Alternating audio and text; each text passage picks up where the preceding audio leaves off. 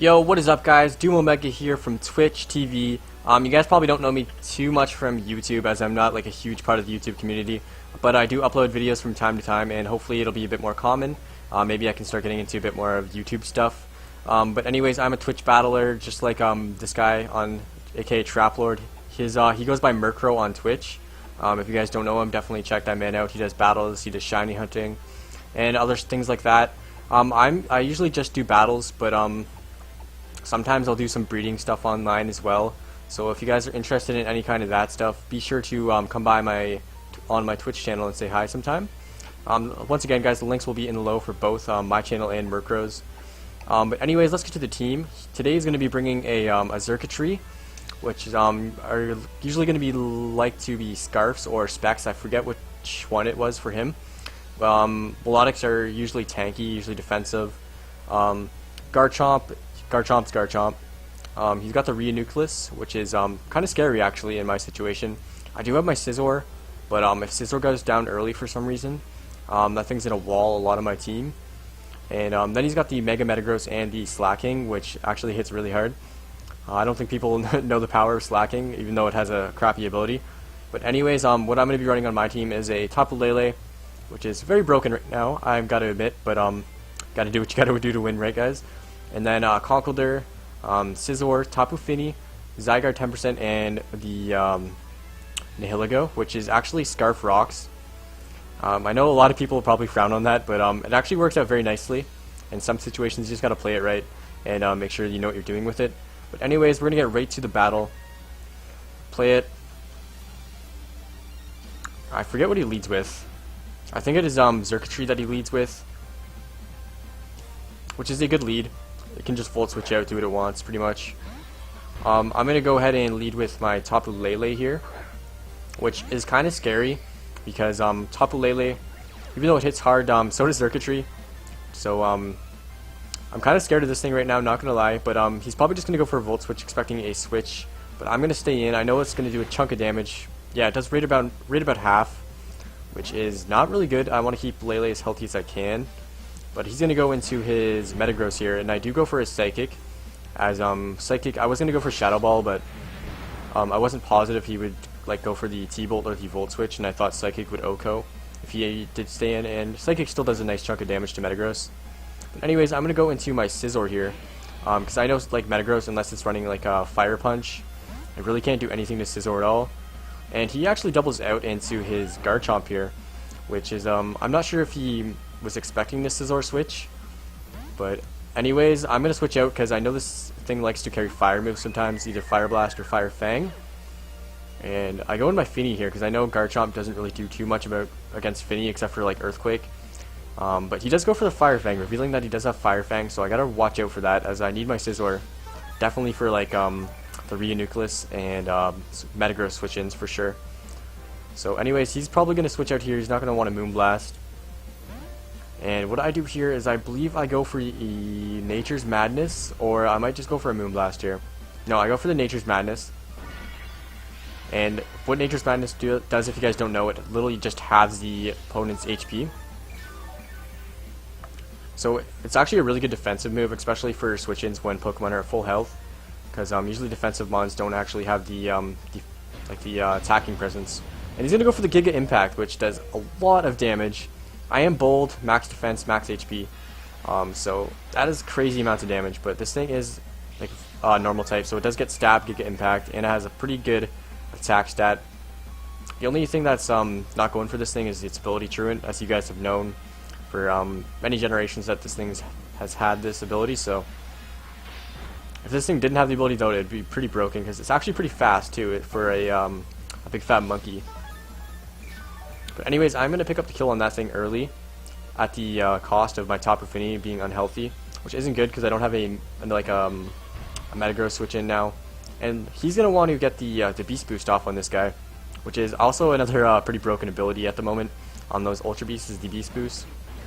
But I'm going to switch into my Zygarde here, and this is where he actually makes a really good play, where I did not expect it, and he actually goes for a Dazzling Gleam. I had no idea these things could actually learn Dazzling Gleam, yet alone run it.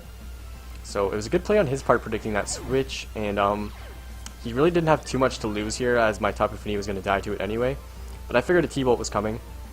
Or even an Energy Ball. Like, Energy Ball wouldn't do too much, and then I could just bop it with a 1,000 arrows or something like that. But I'm going to go into my Scizor here. And he isn't locked into the Dazzling Gleam there, so I don't have to fear too much about that. And I'm just going to U-turn out here. Probably just my safest play. It's still going to do a chunk of damage to Melodic, even if it is fully defensive anyway. But yeah, let's see what he does. I'm not sure if he stays in with the Melodic after this play, but like I said, guys, if you're not following Murkrow on Twitch, or I'm not sure if he has YouTube, I'll have to ask him about that. It'll probably be in the description anyway, in the link below. Also, my Twitch account, my my social media and stuff like that will also be in the links below. And he's gonna go into Betsy here, which is the Reuniclus.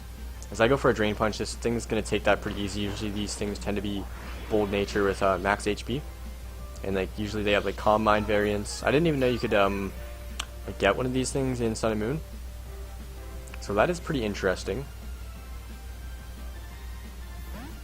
And I'm gonna go out into my Scizor, which it really can't do much to Scizor besides like sit up and Calm Mind on it.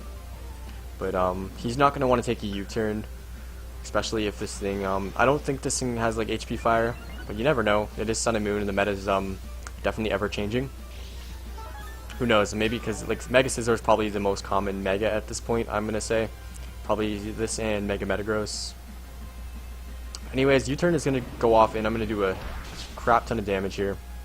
Yeah, it brings it down to quite a good range anyway. I think he either goes for the Psychic here, or he just goes Recover. I'm not sure which one it is.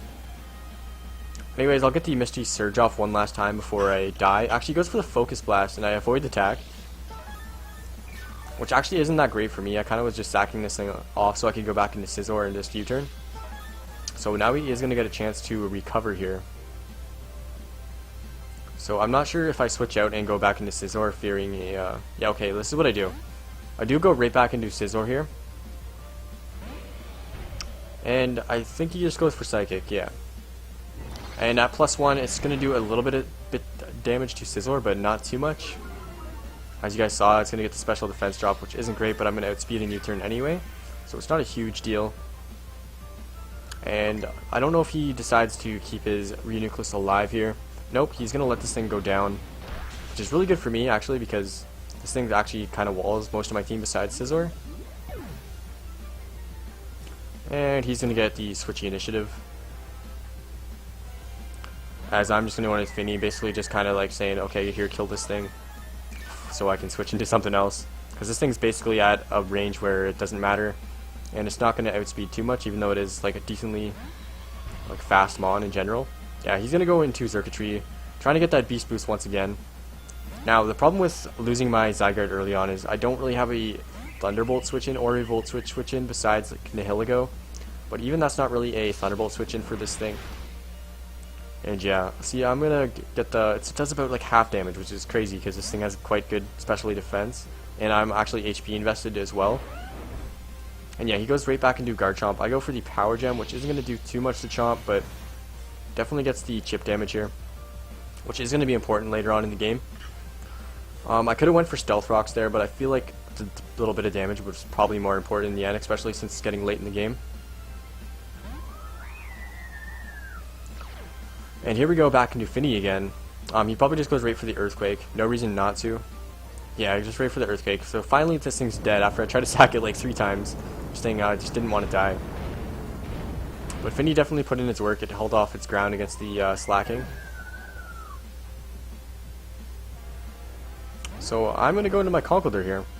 I know Earthquake's not going to 2-hit kill, and I'm going to go second, so I'm going to get the Drain Punch anyway off, so it's going to kind of balance out a little bit. But anyway, he goes into his Metagross, which is going to take a chunk of damage. Yeah, and I'm going to go right back to full HP if I even had... No, I didn't even have any HP gone. But anyway, I'm going to want to keep this thing alive because it's literally my only Circuitry switch in at this moment. And if that thing gets like a Beast Boost, it's over. So obviously I'm just going to go back into my Scizor here. There's literally no reason not to, unless this thing has Fire Punch, which I don't even think you can get in this gen. So yeah, he's gonna go right for the Zen Headbutt, and he misses, which doesn't matter too much. It's not like Zen Headbutt's gonna do too much to a Scizor. I believe I went for the U-turn here, as he's gonna want to keep this thing alive, and Melodic's gonna eat it up a bit, but it's still gonna do a decent amount of damage. Yeah, it's gonna put the thing just below half, so that's fine with me. And now I can go into Lele. It's definitely in range for a Psychic, and I know Metagross isn't gonna appreciate a Psychic now. I'm not sure if I'm pretty sure my Lele is specs in this one, so. I have a few Lele sets, you can run it Scarfed, you can run it, Expert Belt, you could run it, specs too. Sorry, I don't know if I said specs or Scarf, but most sets on Lele are gonna hit hard anyway, even if you just have Psychic in the terrain, it still does a buttload of damage. And Xurkitree is gonna come back in.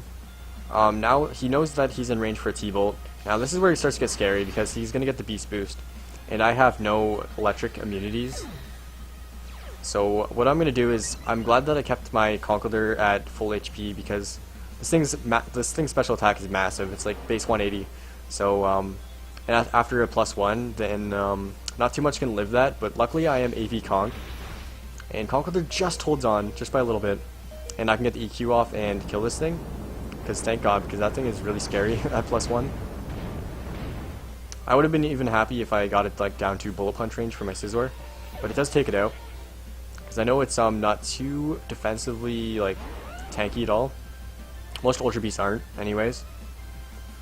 Earthquake's gonna kill me. He has revealed that he's Scarfed on his Xurkitree, but he hasn't revealed that he's Scarfed on this Garchomp yet, which is also interesting.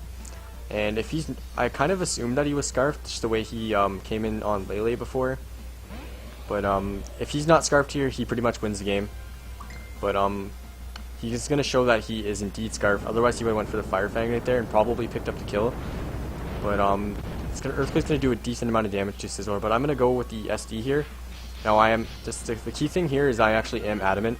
A lot of Scizors like that are running like right now are Impish, max defense, max HP. I sounded like I had a list there.